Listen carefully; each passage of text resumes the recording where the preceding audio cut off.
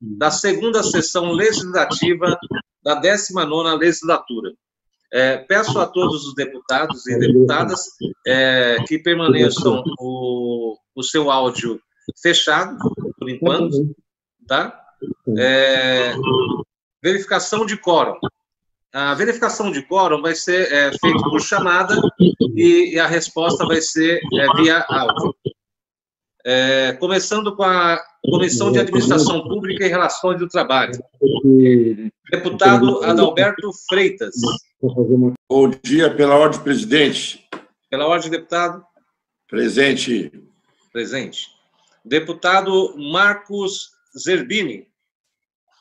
Pela ordem, senhor presidente. Pela ordem, deputado. Marcos Zerbini, presente. Presente. Deputado Márcio da Farmácia, presente. Deputado Paulo Fiorilo. Pela ordem, senhor presidente. Pela ordem, deputado. Registra a minha presença. Pois não, deputado, está registrado. Deputado delegado Olim.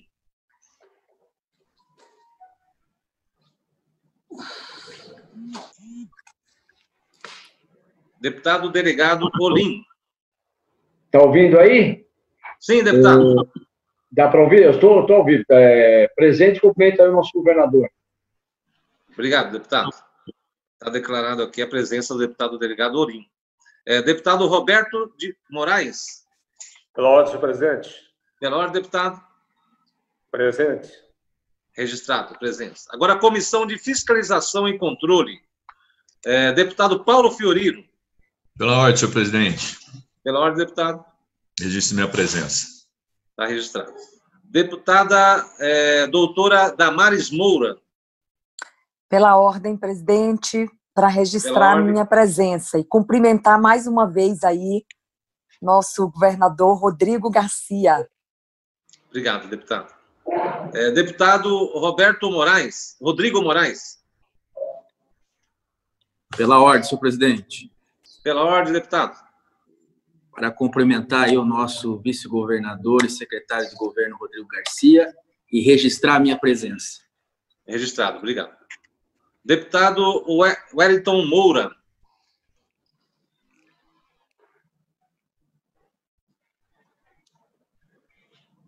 Deputado Wellington Moura. Pela ordem, senhor presidente, presente. Pela ordem, deputado. Presente, senhor presidente. Registrado. Deputado delegado Olim. Delegado Olim, presente. Registrado. Deputado Itamar Borges. Pela ordem, senhor presidente. Pela ordem, deputado. Senhor presidente, primeiramente cumprimentar a todos os colegas, cumprimentar o nosso governador Rodrigo Garcia, justificar que daqui a pouco eu preciso entrar na Comissão de Saúde, então eu vou ficar aqui um pouco nas duas, mas presente aqui, presidente, muito obrigado, viu? Está registrado. Queria registrar a presença também da deputada Carla Morando e vamos dar início à nossa reunião, às nossas comissões.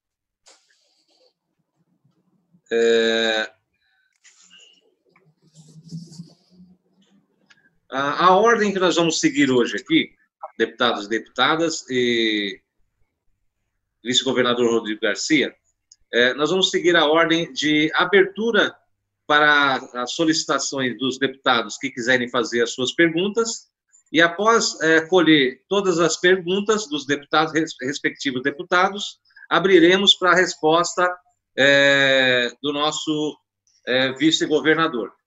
O objetivo é ouvir o senhor secretário estadual de governo, Rodrigo Garcia, quanto ao disposto do artigo 52A da Constituição do Estado de São Paulo, como a prestação de contas e andamento da gestão e avaliações das ações, programas, metas da Secretaria de Governo.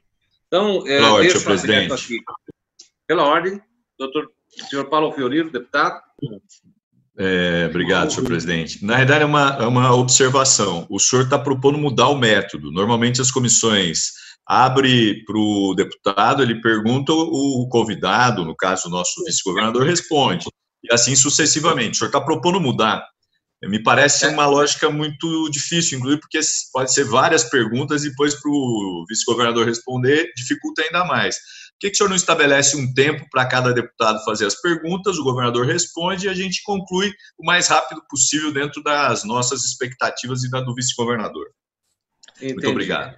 Doutor Paulo Fiorino, deputado, na realidade nós vamos abrir o tempo regimental para cada deputado, para que ele possa fazer a sua respectiva pergunta, e após nós vamos abrir a resposta para o nosso vice-governador, mas nós vamos colher todas as perguntas para que ele possa fazer uma resposta em conjunto, porque às vezes acontece de conciliar a mesma pergunta em outros deputados. Então, para que a gente possa otimizar o nosso tempo e fazer uma resposta mais concreta e direta, a gente vai abrir para os deputados primeiro.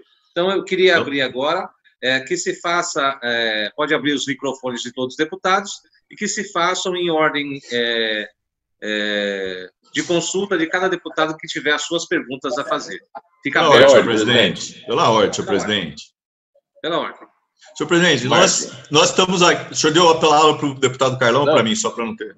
Desculpa. Não, é que pedimos pela ordem, o deputado Paulo Fiorino, primeiro. Vai. É rápido. Não, é rápido. Presidente, normalmente a gente ouve o convidado que vai apresentar a prestação de contas, o que está sendo feito na secretaria. Depois nós perguntamos, por isso que eu estou insistindo que o senhor está com o roteiro invertido. O nosso secretário de governo, vice-governador, tem uma exposição de 20 minutos, apresenta o balanço e depois, a partir do balanço, nós perguntamos. Até porque nós precisamos receber as informações do secretário, senhor presidente. E eu queria insistir que cada deputado perguntasse, o secretário responde para não ter problema. Eu faço as minhas perguntas em 3 minutos, não tem nenhum problema. Eu acredito, doutor Paulo Fiorino, e deputado... Obrigado pelo doutor. Está correto, e você é um cara muito fácil de diálogo. Mas eu queria abrir, antes de começar as perguntas dos deputados, eu queria abrir ao vice-governador e também, antes do vice-governador registrar o pedido do Carlão Pignatari, ver se o vice-governador gostaria de fazer a apresentação antes das perguntas ou após as perguntas. Tá? Primeiro eu vou abrir para o deputado Carlão Pignatari. Bom dia, presidente. Bom dia, amigos. A minha fala era a mesma do Paulo Fiorino. Como o secretário e o vice-governador têm uma apresentação, pedi para que ele faça a apresentação dele agora, em 15, 20 minutos, e aí, em seguida, a gente faz todas as perguntas que são necessárias disso, se for de bom grado da comissão. Certo, presidente? Sim. Vou abrir, então, para o vice-governador, e se ele achar viável fazer no início, que abra, então, a solicitação. Presidente, você viu que depois de 1 ano e meio, a primeira vez que eu e o Paulo Fiorino concordamos em alguma coisa. 1 ano e meio de assembleia, estamos aqui, ó, concordando com a mesma coisa, tá vendo, presidente? Carlão e eu temos avançado. Tá mudando tudo aí, hein? Meu Deus. Queria registrar aqui a presença do deputado Nascimento. Bom dia, Nascimento, tudo bem? Bom dia, Márcio, bom dia. Concordo em gênero, número e grau com os 2 deputados. Concordo em gênero, número e grau. Se até o PSL está concordando, eu acho que isso vai muito bem. Um abraço e bem-vindo ao nosso vice-governador. Então, abro aqui para o nosso vice-governador Rodrigo Garcia, que ele possa colocar a sua apresentação. Bom, em primeiro lugar, bom dia a todos. É um prazer poder participar dessa audiência virtual da Comissão de Administração Pública, da Comissão de Fiscalização e Controle, saudar os nossos deputados, quem preside essa sessão, o deputado Márcio da Farmácia, também cumprimentar os deputados que registraram presença aqui nessa audiência, deputado Freitas, Zerbini, Fiorilo, delegado Olim, Roberto Moraes, doutora Damares, Wellington Moura, Itamar Borges, Carla Morando, Nascimento, e estou vendo também aqui o Gilmar Santos. É um prazer poder falar com vocês nessa manhã de terça-feira, prestar contas da Secretaria de Governo, que eu tenho a honra de ocupar o cargo, e também debater, trocar ideias com todos os nossos deputados estaduais dessas respectivas comissões. Primeiro, sempre registrar o papel da Secretaria de Governo dentro da institucionalidade do governo de São Paulo. É uma secretaria que faz a articulação de ações, que faz a participação em todo o sistema orçamentário, sistema de aquisição de compras do Estado, e procura também articular as políticas públicas no gabinete do governador João Dória, né? Além disso, nós temos algumas atividades fins que é de responsabilidade da Secretaria de Governo, que inclusive a partir do dia 1º de junho, com a reorganização da Secretaria de Projetos, Orçamento e Gestão, nós fizemos a transferência de algumas dessas atividades para a Secretaria de Projetos. Então, eu fiz uma breve apresentação do consolidado desse último semestre das ações diretas da Secretaria de Governo, depois eu conto em detalhes o que foi transferido para a Secretaria de Projetos e ficamos à disposição para o esclarecimento de dúvidas e para as perguntas dos deputados.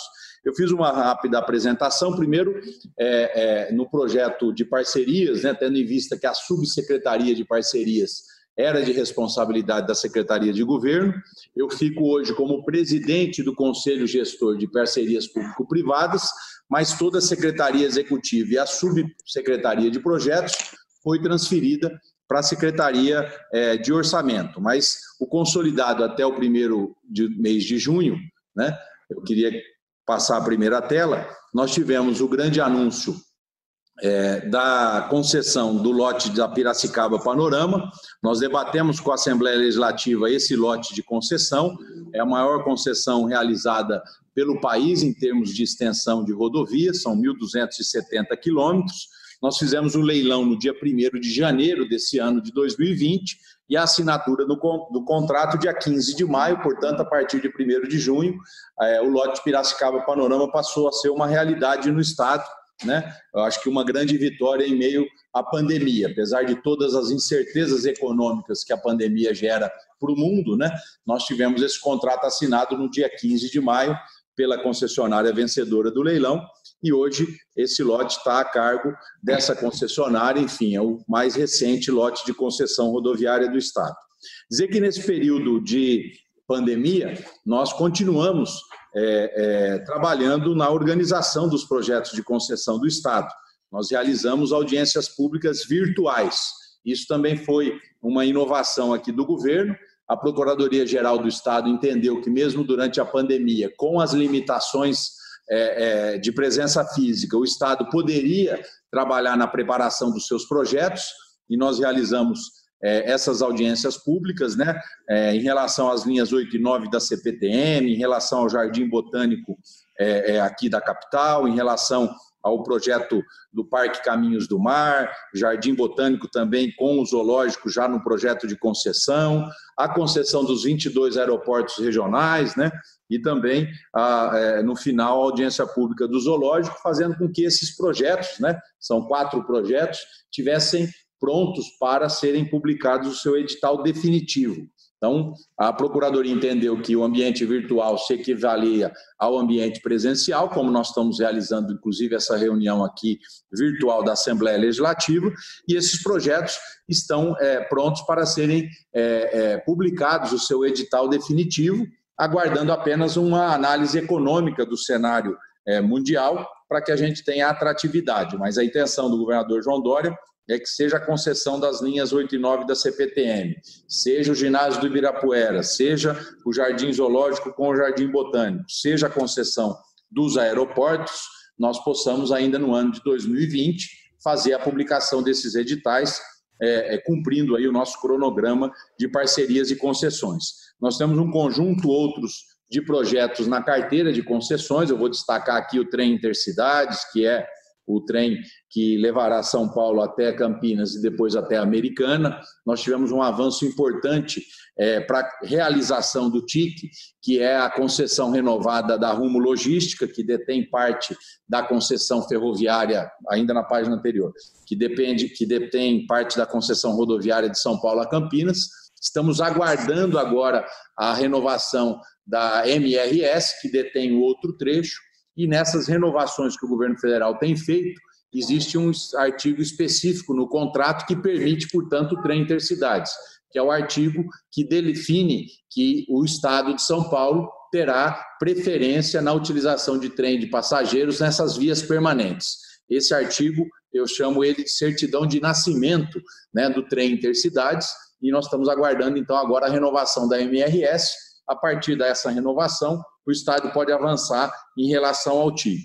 Temos também a 5ª rodada de concessões rodoviárias do interior, que são concessões que estão vencendo agora nesse ano de 2021, que nós deveremos buscar uma relicitação e um conjunto de outros projetos que está à disposição do Parlamento, enfim, no site aqui da Secretaria de Projetos, né? Lembrando, então, que a Subsecretaria de Parcerias foi transferido ao secretário Mauro Ricardo, eu continuo presidindo o Conselho Gestor de PPPs. Então, as PPPs e concessões, mesmo durante a pandemia, não pararam, nós estamos avançando, enfim, na organização desses projetos, né?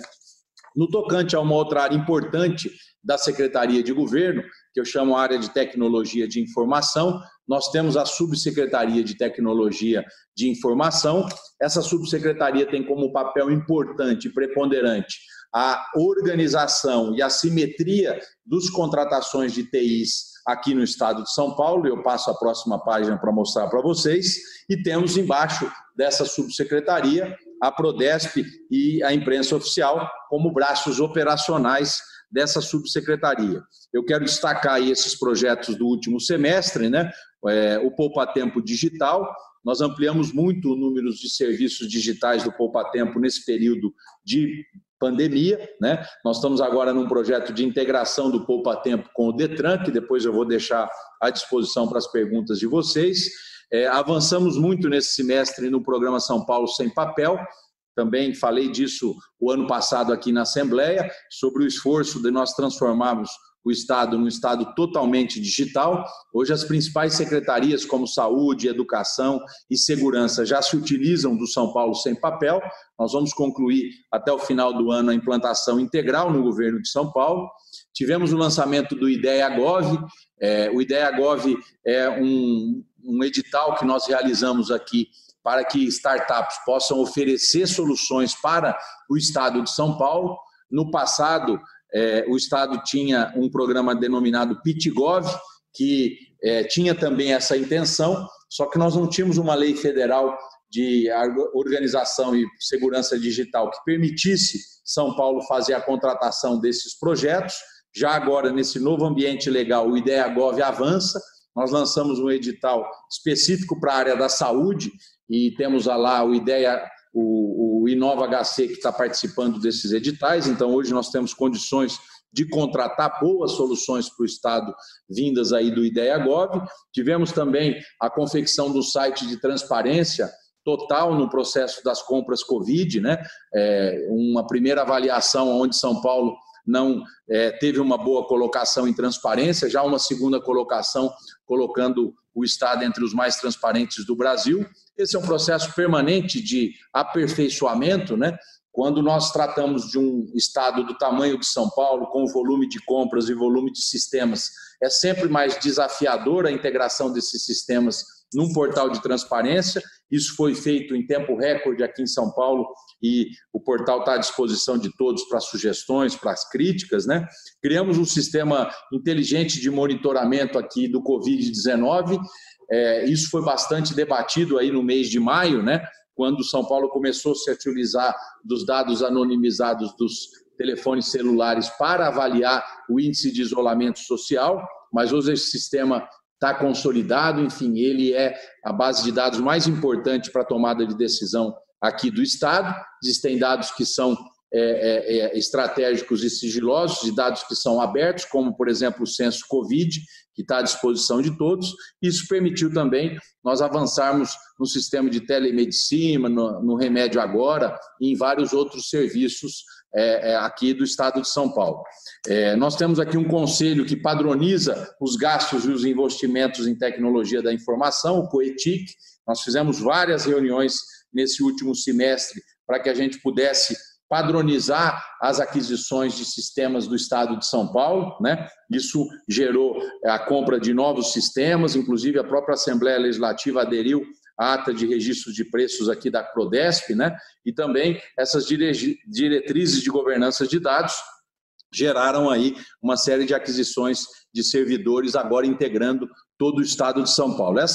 Esse desafio de tecnologia de informação, de digitalização, ele é sempre permanente, porque a renovação desse parque de dados, a renovação da tecnologia, ela é praticamente mensal, né? Então, o Estado de São Paulo procura acompanhar o que há de mais avançado no mundo em relação a essas soluções tecnológicas, e o COETIC, que é esse conselho aqui da Secretaria de Governo, tem sido fundamental para isso, né? Para a padronização de compras da educação, da saúde e de outras secretarias importantes aqui do Estado de São Paulo, e ele também responde a informações, a questionamentos dos mais variados órgãos do Estado com relação à organização do sistema de informação do Estado, né? Em relação também a um projeto que eu destaquei aqui importante dessa subsecretaria, eu destacaria na próxima tela aqui o Respeito à Vida, um projeto conhecido aí da Assembleia, começou com o Movimento Paulista de Segurança no Trânsito, evoluiu para o Respeito à Vida. Nós tivemos uma evolução do InfoSiga, que é aquele sistema de dados que dá todas as informações de acidentes fatais e agora de acidentes não fatais para o governo de São Paulo e para as prefeituras, né? O InfoSiga era específico para acidentes com vítimas fatais, agora ele é para todos os acidentes. Isso dá um mapa de calor de acidentes do Brasil, do estado de São Paulo inteiro, permitindo com que as prefeituras possam agir de maneira rápida. Nós avançamos em relação a alguns convênios com várias prefeituras do interior de São Paulo, assinamos 55 convênios no final aí de 2019. Em 2020 nós tínhamos previsão de assinatura, mas isso não avançou. Repassamos recursos e acho que a Assembleia tem uma contribuição importante aqui na articulação com as prefeituras, na execução desses convênios, né? Os convênios do Respeito à Vida são para sinalização viária, para segurança de trânsito, para correção de engenharia, são pequenas intervenções que evitam acidentes nas mais variadas cidades do interior de São Paulo e também aqui na capital. A dificuldade de execução desse convênio tem sido grande, porque falta engenheiros de engenharia de tráfego no interior. Nós procuramos contratar aqui a CPOS para nos ajudar nesse processo, mas ainda temos um desafio grande de conseguir uma boa execução nesses convênios de intervenção viária nos municípios, né? Também destaquei na próxima tela aí um pouco a desmobilização de ativos imobiliários do Estado. Nós conseguimos avançar em 2019 em relação aos anos anteriores de imóveis vendidos, né? Vendendo aí quase 50 milhões de reais em 2019. Nesse ano tivemos as primeiras cotas do Fundo de Investimento Imobiliário realizadas, né, com 42 milhões de reais. Eu acho que isso ainda está aquém daquilo que o governo tinha intenção de fazer e do que a própria Assembleia Legislativa já autorizou em termos de venda de imóveis, mas é um desafio sempre crescente. A regularização dos imóveis do Estado, enquanto nós não temos esses imóveis regularizados, sempre a dificuldade de venda é muito grande, mas avançamos em relação aos anos anteriores e temos aí vários leilões programados ainda para o ano de 2020, somando mais de 130 milhões de reais ainda por esse ano, para esse ano. O esforço sempre grande de redução de locação, né? O Estado de São Paulo gasta cerca de 100 milhões de reais por ano com locação de imóveis.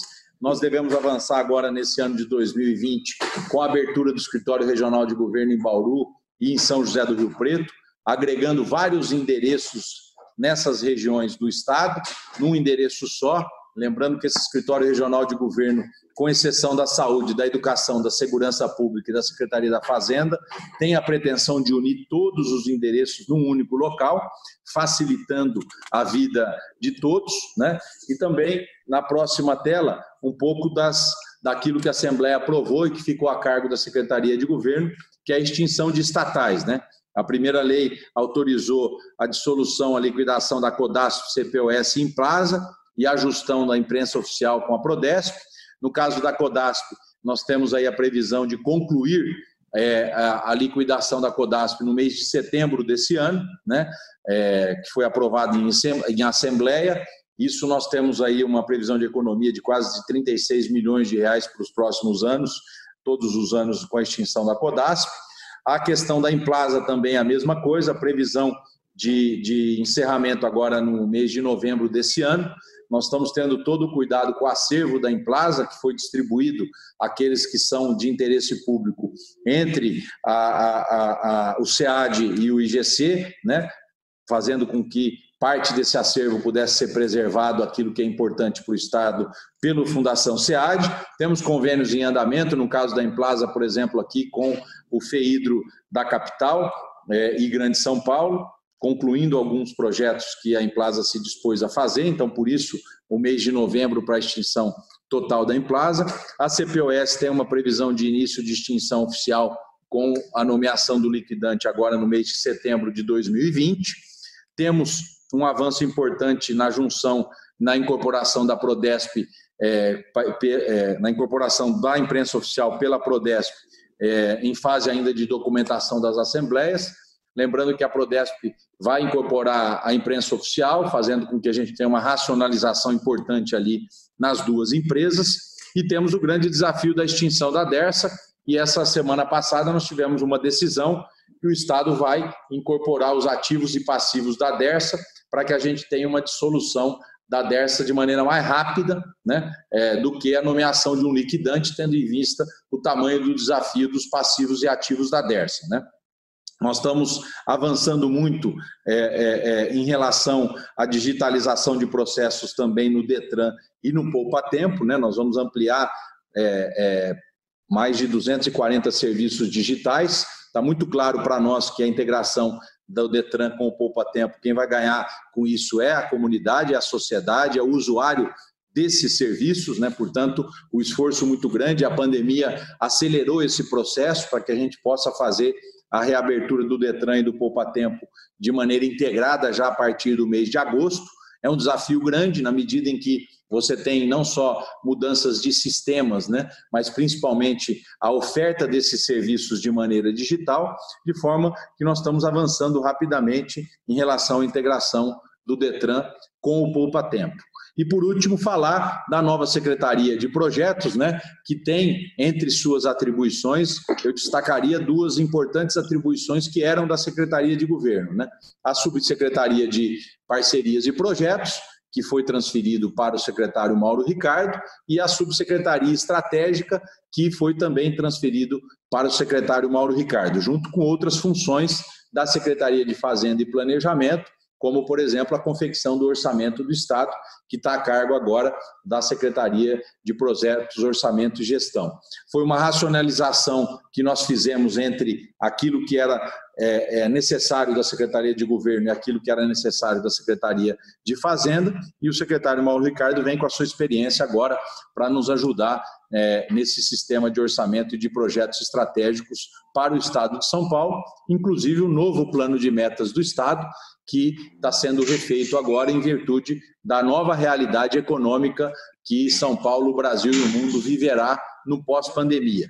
Nós estamos com um ano e meio de governo já executados, e o governador João Dória pediu que nós pudéssemos agora reavaliar o nosso plano de metas para os próximos 2 anos e meio, dentro da nova realidade econômica nacional e mundial. E é isso que nós estamos fazendo agora lá com o secretário Mauro Ricardo, e devemos apresentar à Assembleia, junto com o orçamento do Estado, no mês de setembro, prevendo já não só o orçamento de 21, mas o novo plano de metas do Estado para os próximos 2 anos e meio. Então, em rápidas palavras, era essa a minha apresentação para as duas comissões de fiscalização e controle de administração pública, me colocando à disposição para perguntas, questionamentos e o debate que é sempre enriquecedor entre o Parlamento e o Poder Executivo, agradecendo aí a oportunidade de conversar com os nossos deputados estaduais. Obrigado, vice-governador Rodrigo Garcia, pela apresentação, inclusive, das informações que o Estado tem para todos os deputados e deputadas aqui das comissões que estão coligadas hoje aqui. Mas eu queria registrar a presença da deputada Marina Ailô, líder do Partido Rede. Queria registrar a presença também do deputado Coronel Telhada, que está aqui hoje. Queria registrar a presença do Tenente Nascimento, deputado Tenente Nascimento, e registrar a presença também do deputado Gilmaci Santos, que também está presente hoje na nossa reunião. Vice-governador, nós tivemos aqui um pedido do deputado Paulo Fiorilo, que fosse feito as perguntas e em seguida as respostas, né? e nós tínhamos um cronograma aqui, que as comissões tínhamos feitos, de pegar todas as reuniões, todas as perguntas e fazer, no final, generalizar a resposta de uma vez só. Mas, como teve um pedido e a gente respeitando o pedido do deputado Paulo Fiorilo, eu queria fazer uma pergunta ao senhor, se o senhor concorda, para que a gente possa mudar pergunta e resposta, se tem problema. Vocês que definem aí a regra, Márcio. Joia. De vocês. Tá bom. Vice-governador, obrigado. Viu? A gente tinha feito aqui um cronograma, mas respeitando o pedido do deputado Paulo Fiorilo e também do deputado Carlão Pignatari, vamos abrir, então, para as inscrições. E nós já temos aqui o primeiro inscrito para fazer a pergunta ao vice-governador Rodrigo Garcia, que é o deputado Roberto Moraes. Tem a palavra o deputado Roberto Moraes.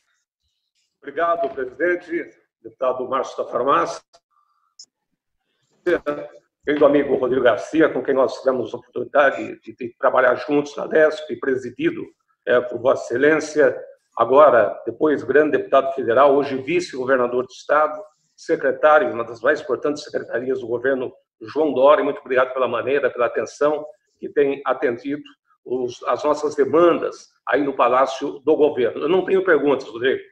Eu tenho aqui, inicialmente, um agradecimento, o mesmo que eu lhe fiz na quinta-feira à noite, na reunião do nosso Partido Cidadania, que você participou com muito brilhantismo. Eu quero agradecer os 150 respiradores que vieram para o DRS-10, também comandado pelo brilhante infectologista Dr. Hamilton Bonilha.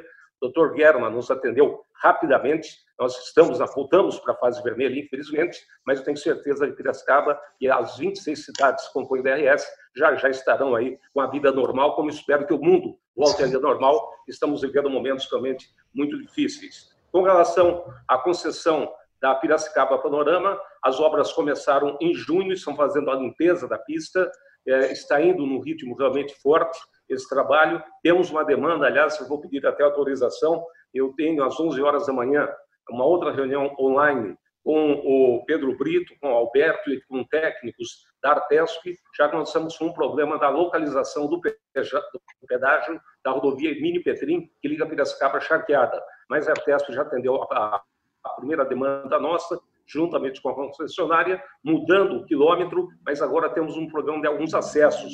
E foi feito um novo projeto de comum acordo, ele será apresentado hoje a nós e também ao secretário Jorge Akira, secretário de Trânsito e Transportes de Piracicaba, e depois marcaremos uma reunião com os líderes das duas comunidades, Santana e Santa Olímpia, que são os dois bairros trentinos. São os últimos bairros na divisa entre Piracicaba e Charqueada. Então, não tenho perguntas, apenas cumprimentá-lo pelo trabalho. Só quem foi deputado sabe da luta dos deputados. E o Dória foi muito feliz em colocá-lo como vice-governador e nessa secretaria que é a estratégia no atendimento da nossa Leste. Muito obrigado, Rodrigo, bom trabalho. E, mais uma vez, nós estamos aqui à disposição do governo na Assembleia Legislativa.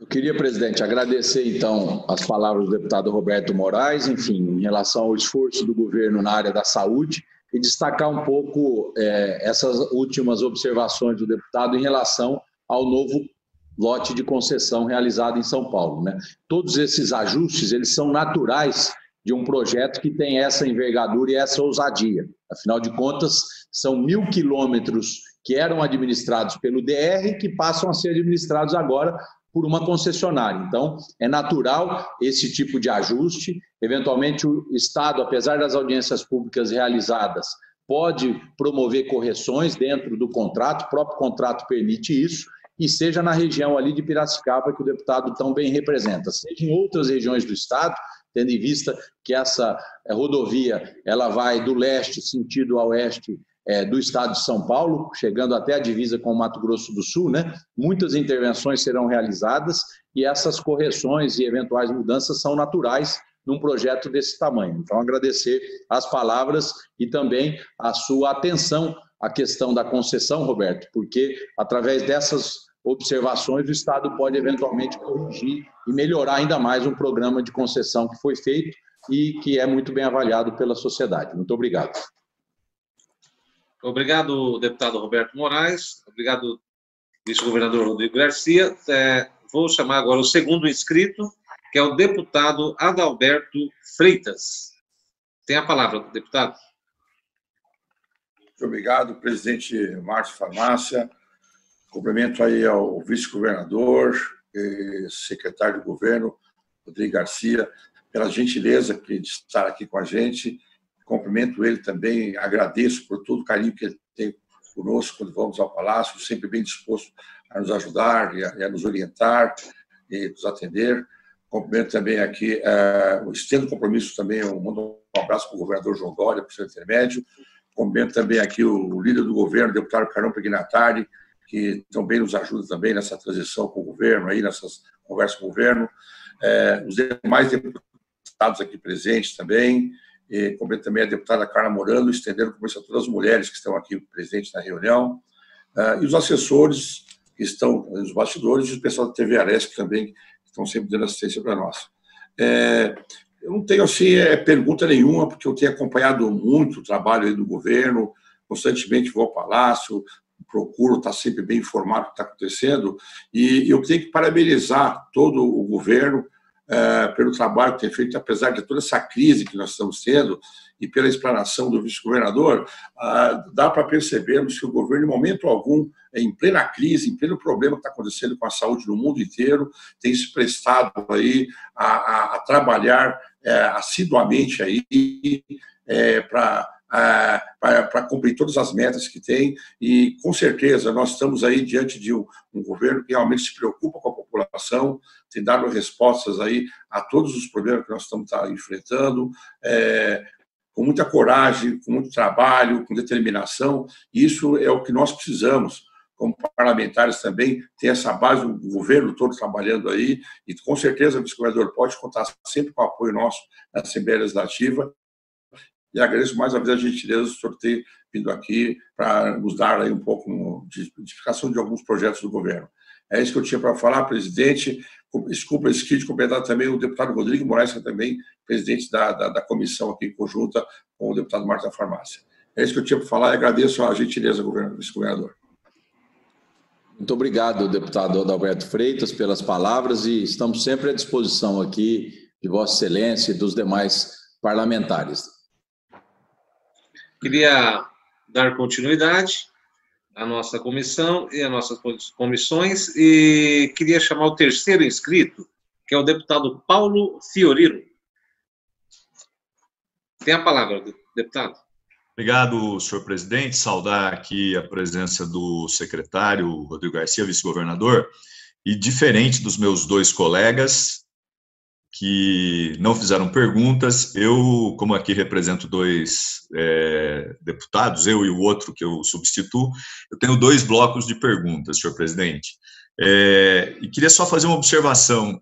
Assim, eu estou surpreso com as declarações dos dois outros deputados, tanto do deputado Adalberto, do PSL, como do deputado Rodrigo Moraes, na relação com o governo. Parabéns aos dois deputados. Eu fiquei aqui muito surpreso. Bom, secretário, eu vou dividir as minhas perguntas. Paulo, Roberto Moraes, desculpa. Desculpa, eu falei Roberto Moraes. Roberto Moraes. Rodrigo. Rodrigo, Roberto. Mas o Rodrigo também deve falar a mesma coisa, fica tranquilo. Secretário, eu vou dividir aqui a minha apresentação em dois blocos. O primeiro diz respeito... presidente, se o senhor pudesse pedir para os deputados fecharem o áudio. Agora o deputado Roberto Moraes está com o áudio aberto. Eu queria primeiro fazer as questões ligadas à apresentação do senhor. São poucas, mas eu queria aproveitar que o senhor está aqui para a gente poder tirar dúvidas. Eu queria começar, o senhor falou da concessão da rodovia Piracicaba Panorama, mais 1.270 quilômetros.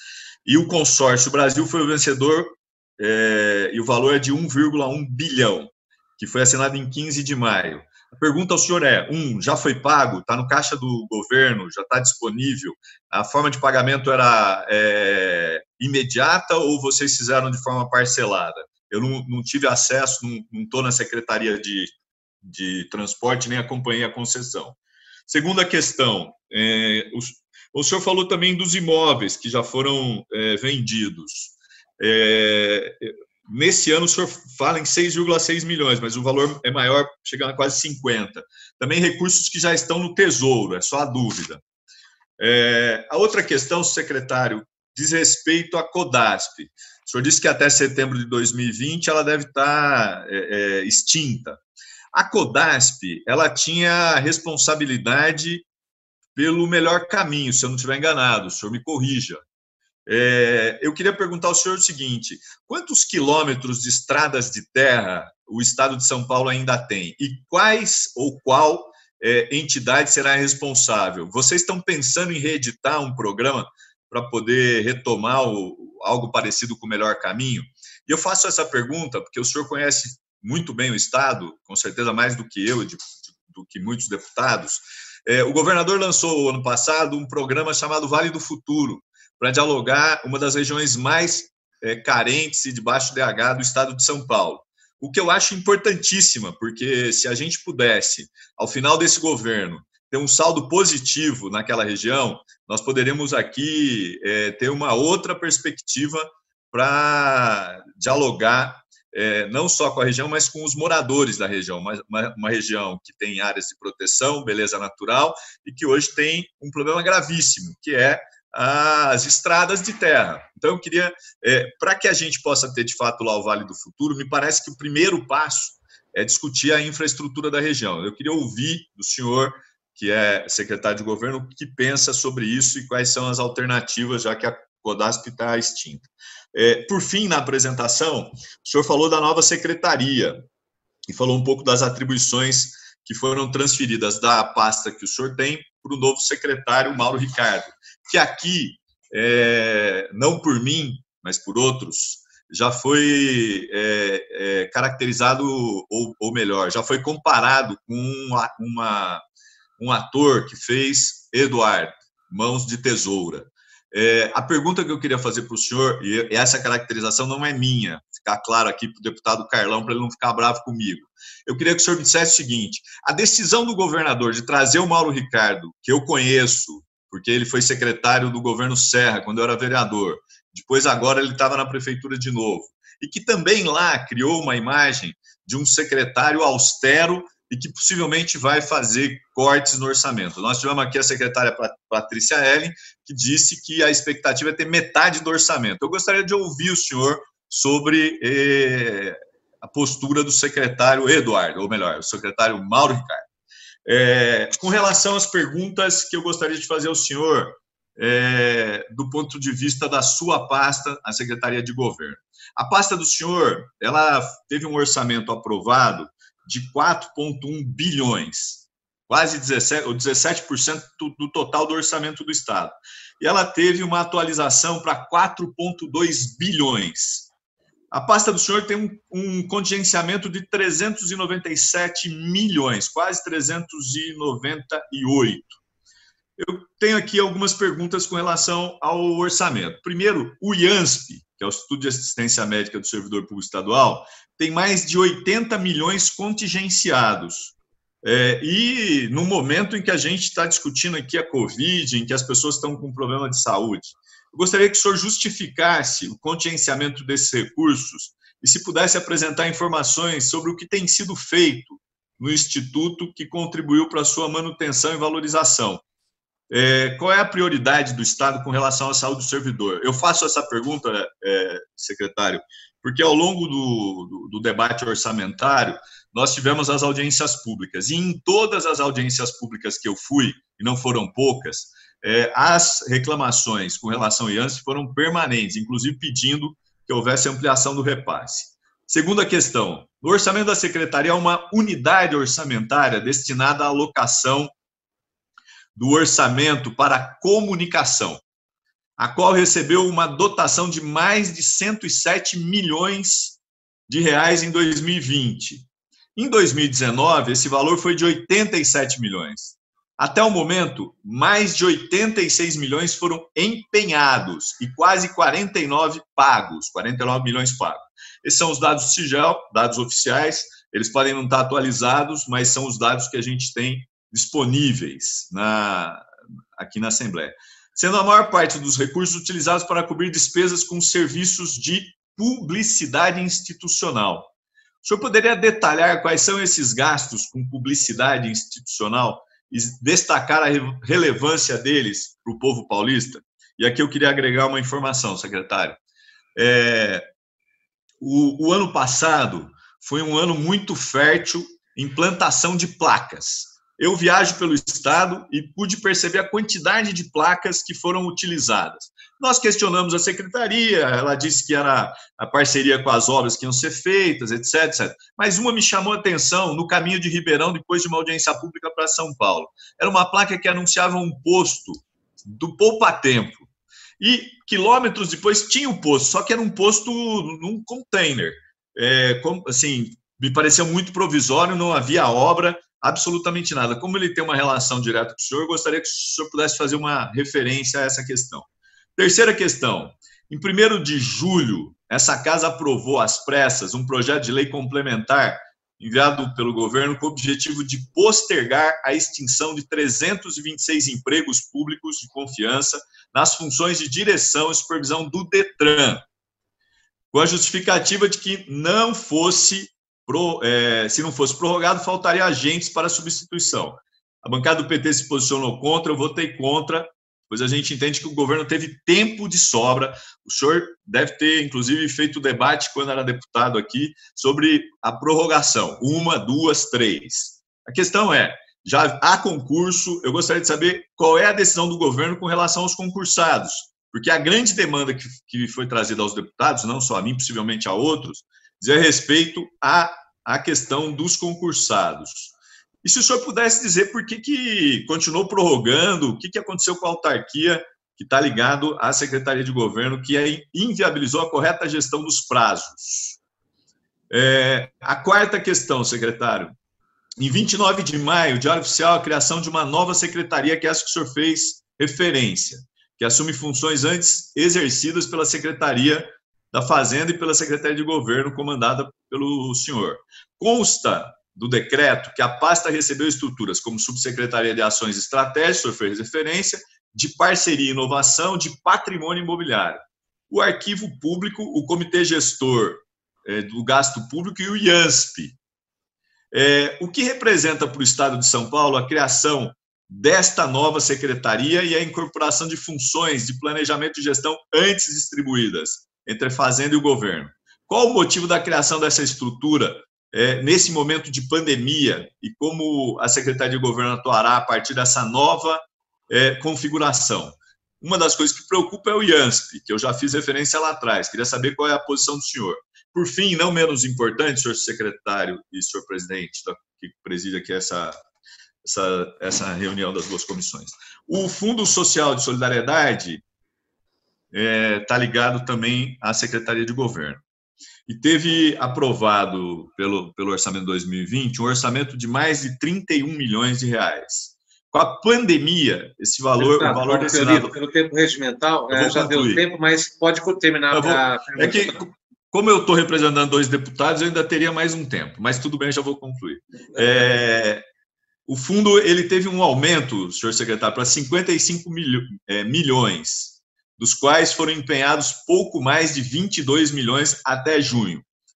O fundo se destaca pelas importâncias de ações na assistência social para populações vulneráveis e que tem como presidência a primeira-dama, a senhora Bia Dória. Eu gostaria de ouvir o senhor sobre o papel do fundo, principalmente diante do problema ocorrido numa entrevista com a presidente do fundo, que depois ela se recolocou, dizendo que havia um recorte da entrevista, mas eu gostaria de saber do senhor sobre o papel do fundo, principalmente nesse momento em que a pandemia ela expõe as vísceras das desigualdades, principalmente para aqueles que mais precisam. Então, eu gostaria de saber se há um debate da Secretaria de Governo com o fundo, até para poder discutir a reorientação, de que forma tratar. Sei que hoje a presidente do fundo está conversando com representantes das favelas, o que é muito importante nesse momento. Mas gostaria de ouvir a opinião do senhor. Muito obrigado, senhor secretário, e aguardo aqui as respostas. Deputado Paulo Fiorilo, só para colocação, o senhor tem tempo regimental de 10 minutos por uma comissão e mais 10 minutos de tempo regimental pela outra comissão. O senhor estava correto na sua resposta mas muito obrigado por ter otimizado o tempo. Deputado Márcio, eu aprendo muito com o senhor, por isso que eu agradeço as observações sempre muito gentis e generosas que o senhor tem feito. Muito obrigado. Vamos ouvir o secretário. O Emílio de Souza, o deputado Emílio de Souza não é deputado, então, porque o Paulo está representando ele está na reunião, eu não consigo entender até agora isso. Se eu fui trocado, não me informaram, mas eu não usei nem meus 10 minutos. O senhor pode ficar tranquilo, deputado Garner. O senhor terá tempo para o debate. Tem a palavra vice-governador Rodrigo Garcia. Bom, primeiro agradecer aí as perguntas do deputado Paulo Fiorilo. Eu vou procurar responder a todas em detalhes e se faltar algum detalhe, depois me coloco à disposição para levar as informações. A primeira pergunta foi em relação à outorga da PIPA, da Piracicaba Panorama. Conforme o edital previsto, era uma outorga paga à vista, onde nós tivemos um ágio de mais de 7.000%, e esse 1 bilhão, 100 e alguma coisa milhões já foi depositada na conta do Estado.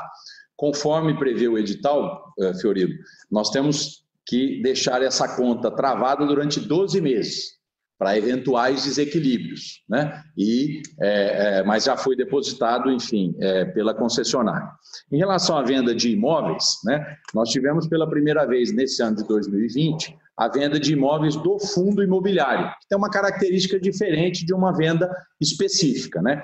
Cada imóvel, quando é vendido, ele tem um edital, que pode, inclusive, prever o parcelamento do pagamento, né, com algum juro, né? Então, cada um desses imóveis tem uma natureza de venda diferente, ou à vista ou a prazo, e aí cada edital é que define como que o imóvel foi vendido. As cotas de fundo já são diferentes, elas são vendidas à vista e, portanto, o dinheiro já entra no fundo imobiliário. Então, naquela apresentação eu detalhei os imóveis que foram vendidos agora em 2020, foram 7 imóveis, né, no valor de 6,6 milhões, e aí, se ele foi à vista ou parcelado, é o edital que definiu, né? Eu não tenho agora o detalhe de cada um desses 7 imóveis, e os 15 imóveis eu sei que foi vendido a cota do fundo imobiliário no valor de 42 milhões. Nós temos a previsão agora de venda de mais 76 imóveis ainda esse ano, né? Oriundos do projeto de lei do ano passado, e aí a venda de imóveis é isso. Pelo fundo é à vista, pelo edital individual, em regra, é parcelado de 12 a 36 meses.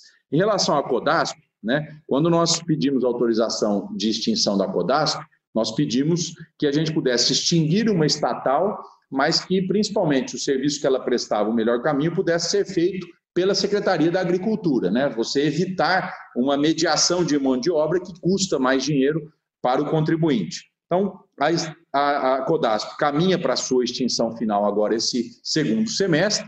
Nós estamos fazendo leilões de máquinas, leilões de imóveis, tínhamos dívidas e passivos para acertar, e o melhor caminho foi transferido para a Secretaria da Agricultura, que, inclusive, já fez editais no ano passado, esse ano eu não tenho informação, sobre projetos de melhor caminho. Então, o melhor caminho continua, com responsabilidade agora da Secretaria da Agricultura, sem uma estatal para prestação de serviços. A Secretaria da Agricultura está licitando, ora, as máquinas dentro dos projetos de melhor caminho para poder atender a população. Aí o Paulo me pergunta sobre quantos quilômetros de estradas nós temos, né? Eu não tenho aqui as informações em detalhes, mas são cerca de 270 mil quilômetros de estradas rurais no estado de São Paulo, né? Que são de responsabilidade do município, né? Dentro da sua malha rodoviária, né? Seja uma vicinal asfaltada, seja uma vicinal de terra, isso pela federação é de responsabilidade do município. O estado tem 2 programas de apoio às cidades, um de asfaltamento e recuperação de vicinais que já são asfaltadas e outro do melhor caminho para melhoria das estradas de terra, fora o apoio às cidades em relação a programas como, por exemplo, o FECOP, de máquinas de melhoria do meio ambiente. Mas lembrando que essa malha de vicinais, ela está a cargo de cada uma das 645 cidades. Sobre o Vale do Futuro, nós tivemos algumas estradas licitadas que são SPs, né? Eu me lembro agora da estrada ali de Pariquera-Sul, da estrada ali de Eldorado. Nós tivemos editais publicados esse ano de SPs que estão sendo financiadas pelo BID e pelo Banco Mundial, né? E que o Vale do Futuro, se eu não me engano, nós tivemos 3 estradas licitadas lá, mas são SPs do Estado. existe um esforço no Vale do Futuro em relação à questão de estradas rurais, né, que aí provavelmente o melhor caminho, ou o programa de máquinas das prefeituras, é que terão a sua responsabilidade. E esse primeiro bloco também, o Paulo Fiorilo falou sobre a nova secretaria, né? Primeiro esclarecer que nós não tivemos nenhum tipo de despesa nova com a nova secretaria. Nós fizemos a junção de estruturas já existentes e para a nomeação do secretário Mauro Ricardo, do seu secretário executivo e do seu chefe de gabinete, nós tivemos a redução de cargos equivalentes num valor financeiro aqui na Secretaria de Governo, para que a soma da criação dessa nova secretaria fosse zero, nós não tivemos nova despesa para o Estado. E ele vem justamente para cuidar de uma área sensível, e vai debater muito com a Assembleia Legislativa, que é a área também do orçamento. É natural que o impacto da pandemia na economia paulista, brasileira e mundial é muito grande. Nós já tivemos aí a informação para a Assembleia do nosso secretário Henrique Meirelles de uma perda de arrecadação no ano de 2020 de quase 20 bilhões de reais, e é muito natural que você tenha uma revisão completa nas despesas do Estado, no programa de metas, que o secretário Mauro Ricardo agora é o responsável, inclusive, para dialogar com o parlamento sobre isso, né? O mundo não é o mesmo já no dia de hoje e não será o mesmo nos próximos meses, depois da pandemia do Covid, seja do ponto de vista econômico, né, seja do ponto de vista até, na minha opinião pessoal, comportamental. Então, a Secretaria não tem nenhuma nova despesa para o Estado, e ela tem esse papel específico de cuidar do orçamento e dos projetos estratégicos de São Paulo, que serão necessariamente revistos, né? A pandemia mudou a vida das pessoas, mudou a vida das famílias, e vai mudar a vida dos governos, isso é inevitável. E o governo de São Paulo, já se antecipando a essas mudanças, está procurando fazer isso de maneira planejada, com cuidado, preservando aquilo que é fundamental para que a gente atenda à expectativa das pessoas.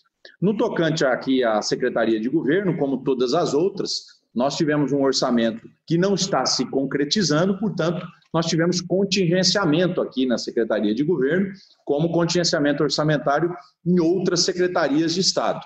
Uma das estruturas que eram da Secretaria de Governo e que agora foram para a Secretaria de Gestão é o próprio IANSP, que tem lá o Dr. Polara como superintendente e que procurou, nesse período de pandemia, né, redirecionar o IANSP para o atendimento ao servidor público, especificamente em relação ao Covid. Existem aspirações do funcionário do IANSP que já são de anos, né, de melhoria de condições de trabalho. Dentro dessa realidade, o Dr. Polara tem a delegação do governador Dória, minha, e agora do secretário Mauro Ricardo, para procurar caminhos de melhor estruturação do IANSP, que tem um serviço importante ao servidor público do Estado de São Paulo, e como toda a estrutura pública de saúde, ele se voltou à questão do combate à pandemia e à prevenção do Covid-19 também em relação ao servidor público, né? No tocante à área de comunicação, deputado Fiorilo, é natural que em épocas de guerra, como nós estamos vivendo contra o coronavírus, a comunicação institucional ela é uma peça fundamental para a compreensão das pessoas em relação ao que nós estamos passando da pandemia e também para a mobilização das pessoas. Então, eu já adianto ao parlamento que o que foi investido em propaganda foi fundamental para a conscientização do Covid-19. Eu lembro de várias peças publicitárias que a SECOM promoveu, desde o início, que teve como protagonista o infectologista Davi Wipp, mostrando a necessidade da prevenção, da higiene, dos cuidados em relação ao Covid, até as últimas peças publicitárias sobre o uso de máscaras, sobre o distanciamento social, sobre o hashtag Fique em Casa, né? Então, isso foi utilizado, nós teremos necessidade de mais recursos na publicidade institucional, porque a pandemia existe, ela continuará conosco até, no mínimo, final desse ano, até que nós tenhamos uma vacina, que inclusive o Instituto Butantan começa a testar a partir de amanhã aqui em São Paulo, que é a vacina chinesa se eu não me engano, Sinovac, que é a vacina aqui contra o coronavírus. Então, a publicidade institucional, nesse momento de guerra, ela é fundamental para a mobilização das pessoas, para a compreensão das pessoas da gravidade da pandemia e para, principalmente, a participação delas no combate ao coronavírus, né? O ano passado, como você citou, em relação a placas e obras e investimentos, foi um ano que o Estado de São Paulo cresceu diferentemente dos últimos anos, né? São Paulo sempre vem crescendo menos do que o Brasil, até por conta da distribuição de riquezas no nosso país.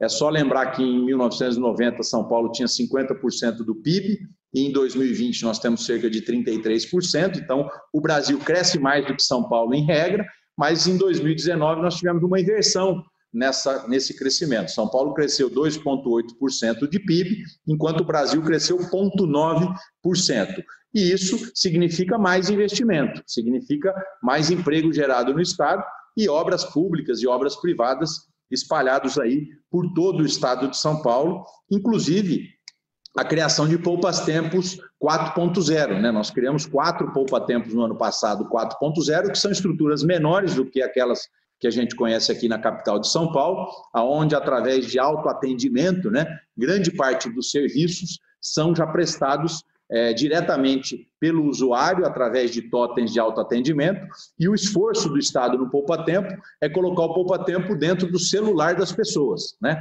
para que até o atendimento presencial seja menor e o atendimento virtual online seja maior, facilitando a vida dos usuários. E em relação ao Detran, que é uma outra pergunta do deputado Fiorilo, ele passa agora por uma transformação muito grande para que Poupa-Tempo e Detran tenham as estruturas próximas. Nós tivemos a necessidade de prorrogar os cargos do Detran, e eu agradeço a Assembleia por isso. Nós realizamos o concurso público, sim, no começo do ano, e temos hoje uma lei federal que nos impede de contratar o funcionário que, mesmo prestando concursos, estava aí na reserva para ser chamado. Então, a lei federal impediu a contratação, a Assembleia aprovou, portanto, a prorrogação até o ano de 2021 dos funcionários existentes. Agora, é natural, o novo plano de metas do Estado, as mudanças impostas pelo Covid em todo o mundo, né? E a agilidade de serviços virtuais vai promover, sim, mudanças no Detran e no próprio Poupa-Tempo, né? Onde você terá uma racionalização e otimização de recursos muito grandes, né? Na medida em que você está saindo aí de 50 para mais de 240 serviços digitais. Isso pode gerar uma reavaliação sobre o futuro de novos concursos públicos em relação à autarquia do Detran, e agora o novo presidente do Detran está avaliando como isso se dará, né, nessa integração com o Poupa-Tempo e em relação ao futuro da autarquia do Detran. Eu, não é desconhecido para a Assembleia, sou de um partido liberal, trabalhei durante toda a minha vida pública defendendo um Estado menor, mais enxuto, e se depender da minha diretriz e da diretriz do governador João Dória, nós vamos olhar o usuário do Poupa-Tempo, o usuário do Detran, para que a gente preste melhores serviços públicos a eles com o menor custo possível, né? Isso significa, às vezes, o enxugamento de estrutura para que a gente tenha esse serviço público melhor prestado e recursos também investidos em outras áreas importantes do governo. Vamos avaliar agora como é que isso se dará na prática, né, com a integração do Detran e do Poupa-Tempo. E, por último, uma pergunta importante aí sobre o Fundo Social de Solidariedade. Eu sei que o deputado Paulo Fiorilo trabalha muito também nessa área de assistência social. Nós não podemos confundir o papel do Fundo Social com o papel da Secretaria de Assistência Social. A Secretaria de Assistência Social, ela é a responsável pela implantação do SUAS no Estado, do Sistema Único de Assistência Social, uma política regulada pela Constituição Federal e, portanto, uma política que é executada pela Secretaria de Desenvolvimento Social no governo de São Paulo. O Fundo Social, presidido pela nossa primeira-dama Bia Dória, tem um papel complementar, que não se confunde com o trabalho de assistência social. Ela tem um trabalho específico de mobilização de voluntariado e de apoio à população carente. E o Fundo Social tem sido importante para o apoio nesse momento de pandemia, porque também várias das doações realizadas pelo setor privado foram destinadas ao Fundo Social, né? E essas doações estão aí publicadas no portal da Transparência, estão sendo auditadas pela PricewaterhouseCoopers, que é uma auditoria que nós colocamos aqui pro bono para que a gente pudesse mostrar para onde está indo os recursos que estão sendo doados pela iniciativa privada.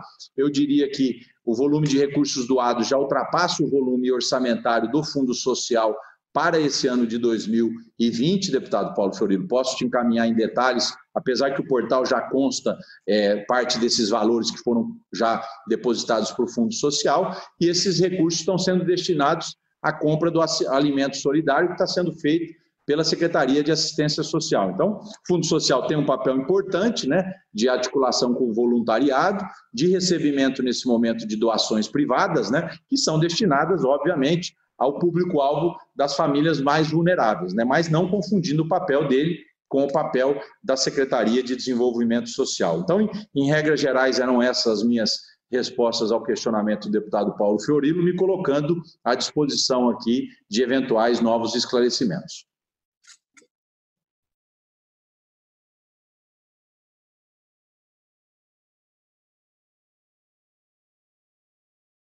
Obrigado, vice-governador Rodrigo Garcia. Vamos abrir aqui para o quarto inscrito, que é o deputado Coronel Telhada. Deputado, tem a palavra.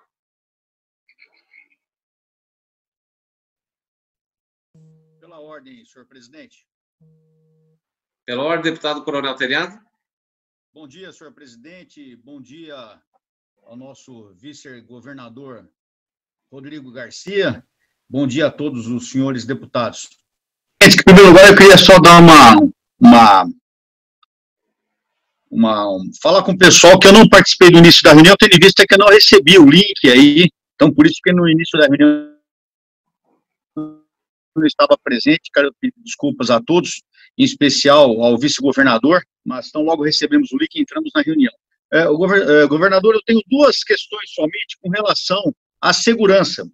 Que eu tenho sido, inclusive a primeira delas, eu tenho sido muito procurado por pessoas na nossa rede social quanto à notícia sobre os concursos, sobre as pessoas que já estão aprovadas no concurso tomar posse, e a notícia que tem sido veiculada é que, a princípio, os concursos estariam suspensos, tendo em vista a pandemia.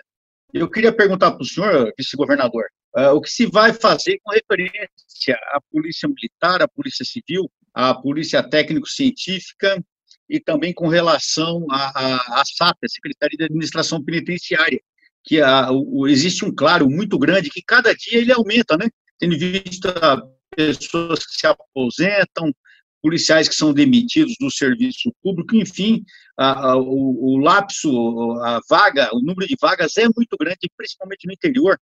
Temos cidades aí que nós temos muito pouco policial trabalhando, às vezes 1, 2 policial, e isso tem trazido uma séria preocupação à população. Então, a primeira pergunta é quanto aos concursos, em referência à segurança pública e administração penitenciária. Qual a proposta do governo, se continuarão e se tomarão posse também esses que já estão em fase de tomar posse.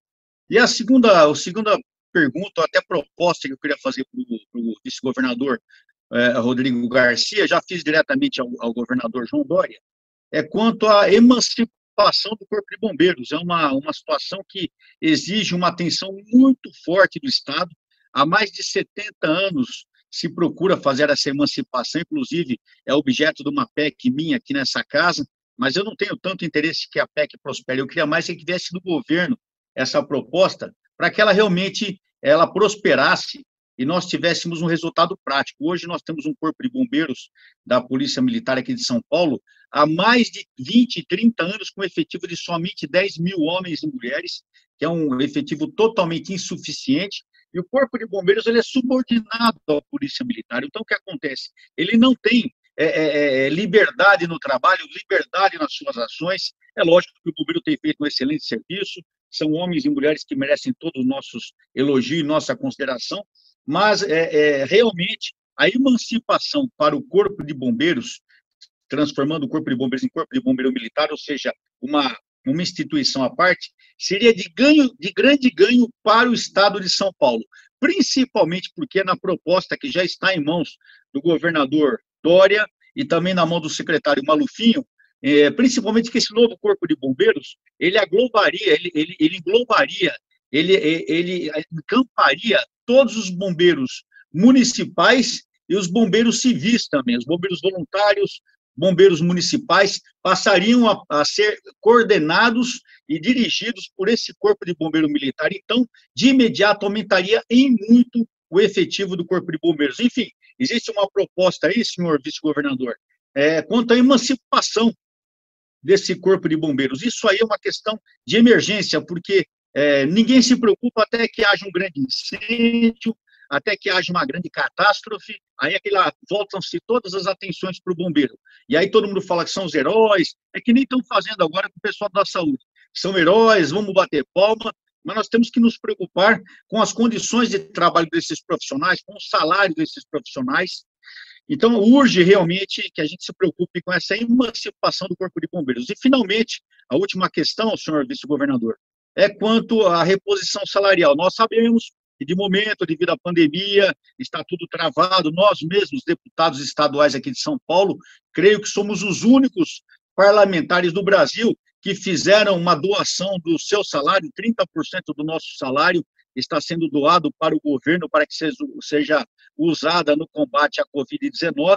Mas nós temos também a expectativa da tropa, a expectativa de todos os policiais militares, civis, técnicos científicos e administração penitenciária, no sentido de que haja o mais rapidamente possível uma reposição salarial. É somente isso, Márcio. Vice-governador, muito obrigado, parabéns pelo seu trabalho e conte com a gente aqui na Assembleia Legislativa. Muito obrigado, Coronel Telhada, que toca em pontos importantes aí da nossa área de segurança pública, né? Primeiro, no tocante aos concursos públicos. Nós tivemos uma lei federal aprovada pelo Congresso que, ao mesmo tempo, travou as nomeações nesse período de calamidade pública, mas deu a suspensão dos prazos dos concursos públicos em andamento.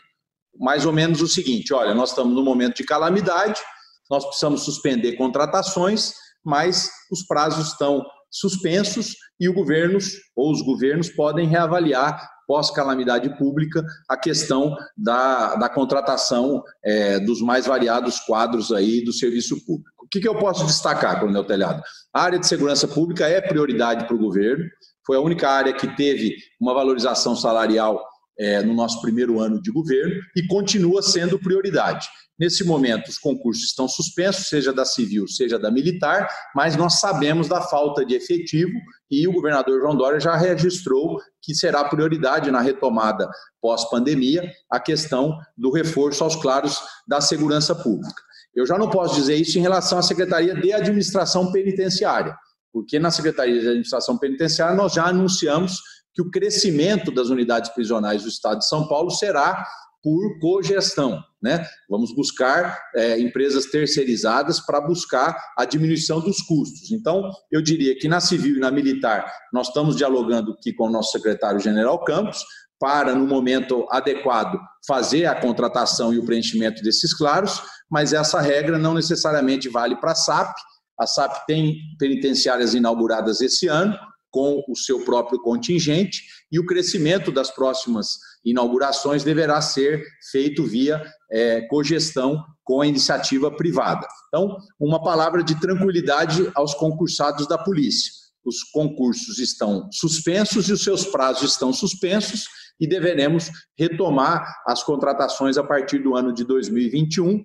E isso está sendo agora analisado junto com a Secretaria de Projetos e junto com a Secretaria de Segurança Pública, né?